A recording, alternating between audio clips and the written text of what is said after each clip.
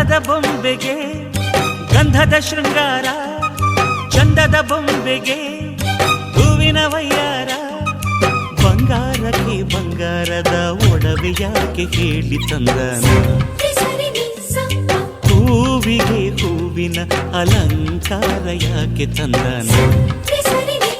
ನಿನ್ನ ನಗುವೆ ಬಂಗಾರ, ಮೌನ ಅಲಂಕಾರ, ನಿನ್ನ ಅಂದವ ನೋಡಿ ನಾನು ಕವಿಯಾದಲ್ಲ.